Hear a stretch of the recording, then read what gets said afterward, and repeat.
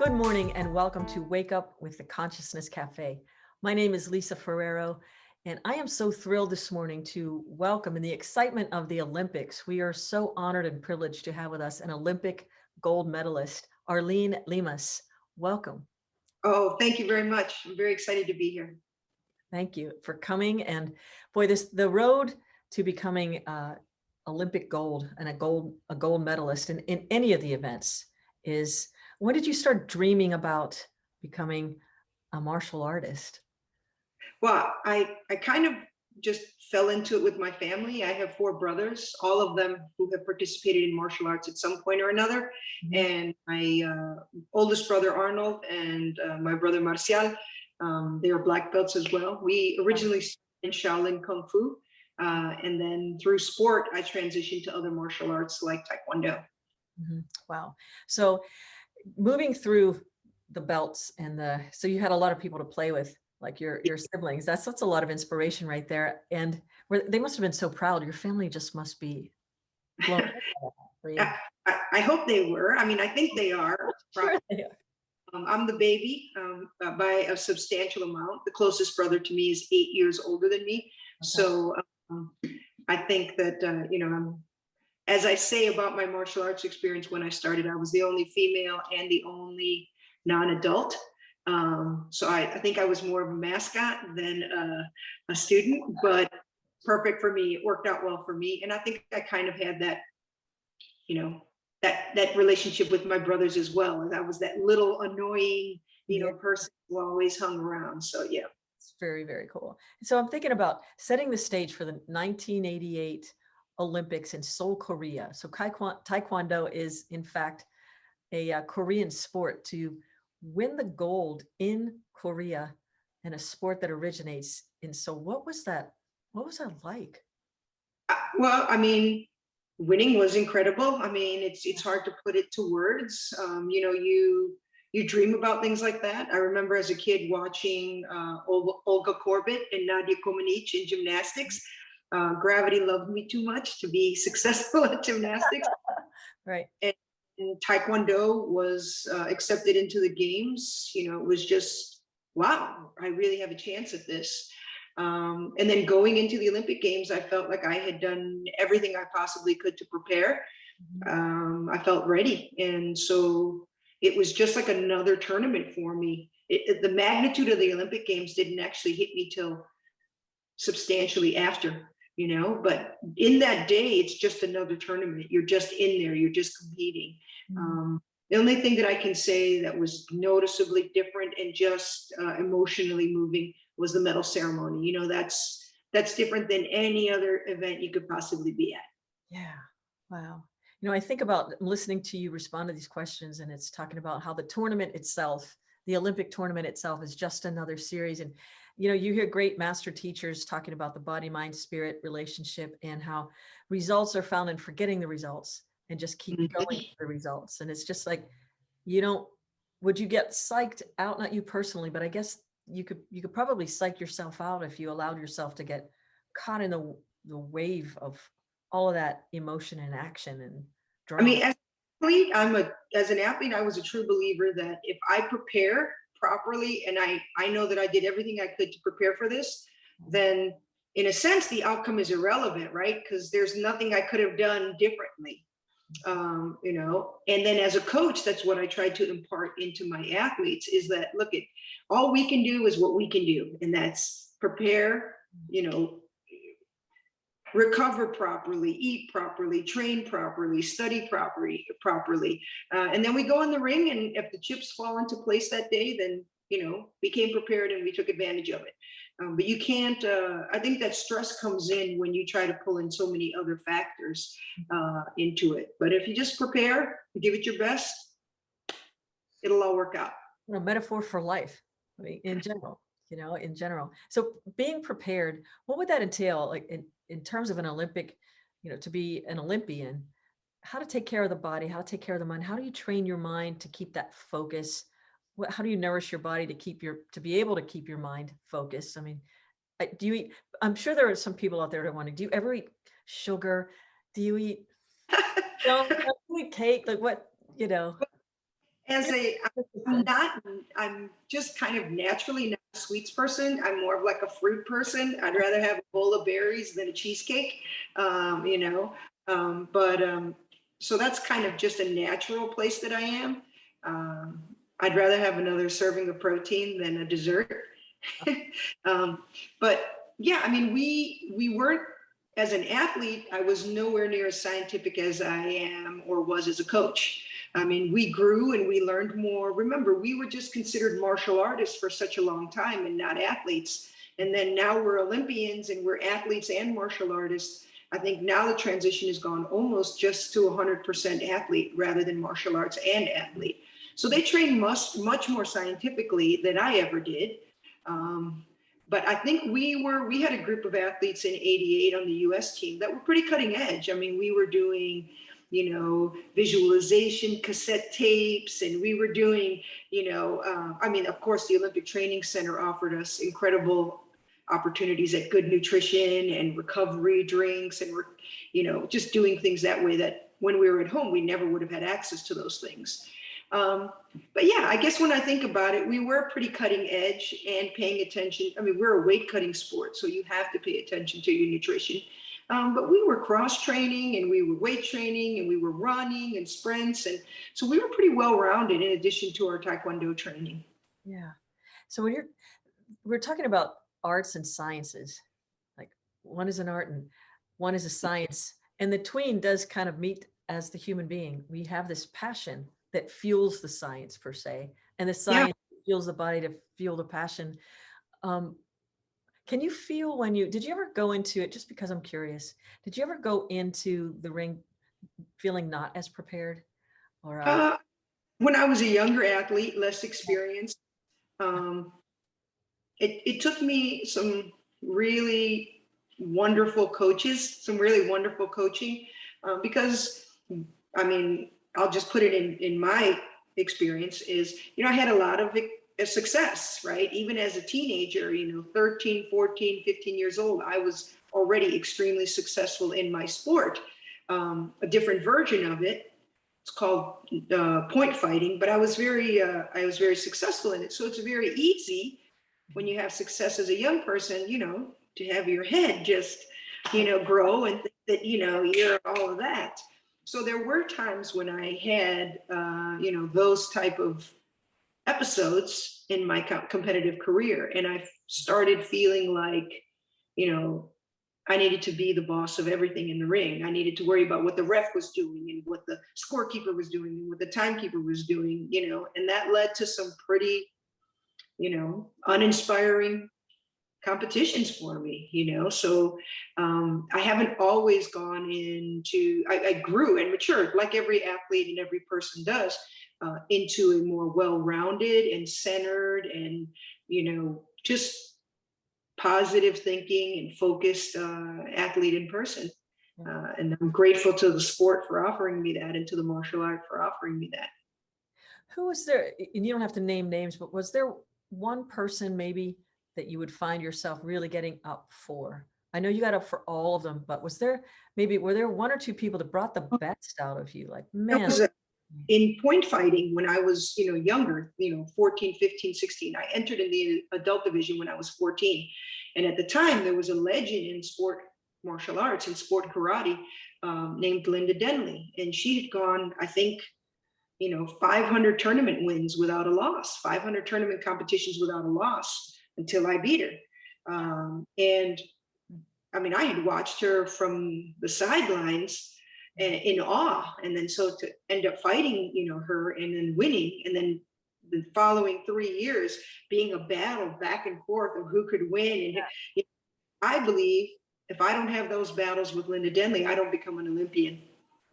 And so that was my growth person in point sparring. And then when I went and transitioned to Olympic style, there was a very, I mean, Korea is always a worthy opponent, always. It doesn't matter.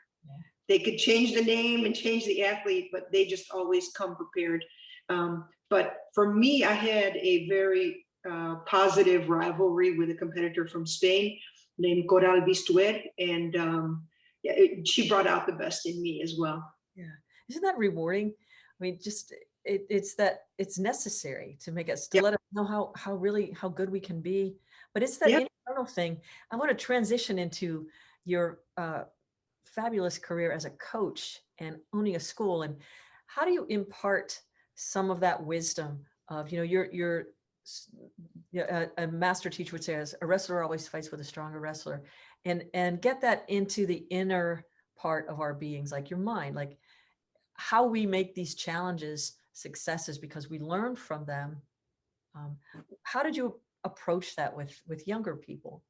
Like that just Well, for me, hype. very fortunate. One, I'm not petite. I'm almost 5'9". I'm not tiny. As my mom says, a big Polish woman. She says she's a big Polish woman. But I'm of a good stature. So for me, it was a natural transition to, well, one, there weren't many females ever when I trained in the school that I trained at. So I was always fighting mostly men. And, even at the best, I was fighting teenage boys or boys my own age. And there's a big difference between a 13-year-old girl and a 13-year-old boy. Some of them have mustaches already. And so I believe I was very fortunate because of that, because that just set me on a different path of, the power that I generated and the power that I was able to withstand, while fighting. So that was really important, I believe, in my formation. I think the hyper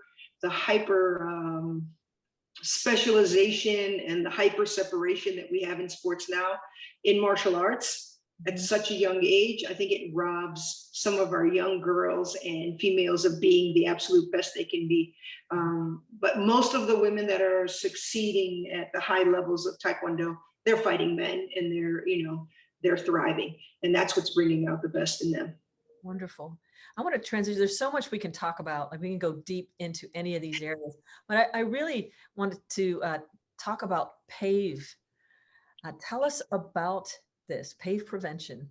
It's your new company. And when did you start this? I retired from coaching and teaching martial arts. I transitioned Power Kicks martial arts to my senior student, Mike Diddick, who's doing great in Virginia, carrying the torch. And I took about a month and a half and kind of tried to see where I wanted to go next.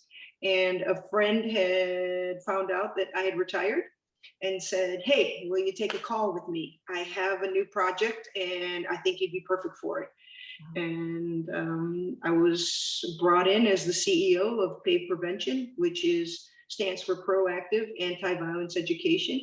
And it is a consulting anti-violence education and training consulting company. And we're looking for, we feel our clients are best served at the corporate level, at the organizational level, at the institutional level. So trying to not necessarily change culture, because we don't want people to think that everything they're doing is wrong, but contributing to a better culture when it comes to violence education and violence prevention.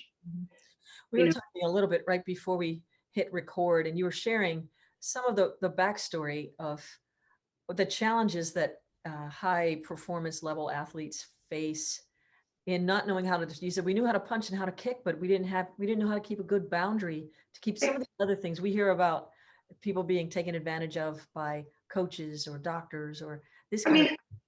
I think for me, I was, of course, hyper focused on the element I was in, right? And that was high level sports. Yeah. Right. I think it happens everywhere. I mean, we need to have the tools and the skills to identify coercion, inappropriate coercion. We need to be able to set a boundary when that happens. We need to be able to have a clear set of policies within the world we move in, the world of work that we move in, on how we go about handling these things. And then we need to be empathetic and realize that someone might not be producing or be as productive as they should be or are expected, because they're dealing with something that they're recovering from and that they're healing from. So these are all the things that we hope to impart to corporate America and worldwide corporations. Yeah. Where are you starting? Who are some of the clients, but What are some of the areas that you're functioning in right now with PAVE? Well, Something we else right, again. although we are open, to anyone who's interested in making this type of culture change or improving culture, we're focusing right now on the healthcare sector and the service sector. And so what I mean by the service sector are, people who work in hotels, people who work in restaurants, people who work in bars. So those two sectors, those are the sectors that are almost daily dealing with some type of violence. And when I mean violence, it doesn't have to mean an assault or a rape. It could be bullying. It could be, just an uncomfortableness that people are feeling with that may escalate to something else. Yeah. In the world of empowerment self-defense, which PAVE programming and training encompasses a lot of empowerment self-defense, there's, think, yeah, think, yell, run, fight, tell, right? Think, Right. yell, fight, tell. And, that can go for everything, right? You got to think about the situation you're in. Do I need to say something? Yell doesn't have to be yelling. Yell can just be using your voice and saying, hey, I don't like that. Mm-hmm. Run. Yeah, you can run away from a dangerous situation, or you could just leave the office because it's uncomfortable. So I mean, it's just something that's been needed for a long time. And I shared with you while we were chatting before we started recording that the approach has always been, if this room is dangerous, well, let's look. We can add 2 more lights, we can add another exit way, we can move this table, and all those things are good. Mm-hmm. But we're still not addressing empowering the person. Yeah. Giving the skill set to the person, because sometimes it doesn't matter how many lights you have. It's still an uncomfortable situation. It's still an unsafe situation. So you have to be able to handle it. Right. Yeah. And who better to learn self-empowerment from than a gold medalist? So will you be watching, do you watch the Olympics still? Of course. Oh yes, yes. I've been fortunate enough to attend a few games after I competed. So I was in Seoul, I was in Salt Lake City, I was in Beijing. So I mean, I don't know that I will ever fall out of love, with the Olympic Games. I love what it represents. I love that it inspires people the way it does. Mm-hmm. I can get a little corny and say that, I feel like that Olympic flame burns in all of us, right? What that Olympic flame, when I found out that the Olympic flame never burns out, it's like always lit somewhere and it's under lock and key and secured. I just thought that was the coolest thing because it doesn't burn out and it is in all of us, as corny as that sounds, So that's what I believe, and I'm sure I'll go to my grave believing that. But I think the Olympics is something magical, and it has a way of inspiring people in a way that nothing else can. Boy, truer words have never been said. That's really true. Even with all of the other stuff, if we just focus on the best of the best, showing Yes. what we're capable of as human beings, that body, mind, spirit connection, the soul's calling. And I love how you're transitioning your soul's calling into helping others to empower themselves to have better opportunities, whether it's work or play or wherever we are on the planet.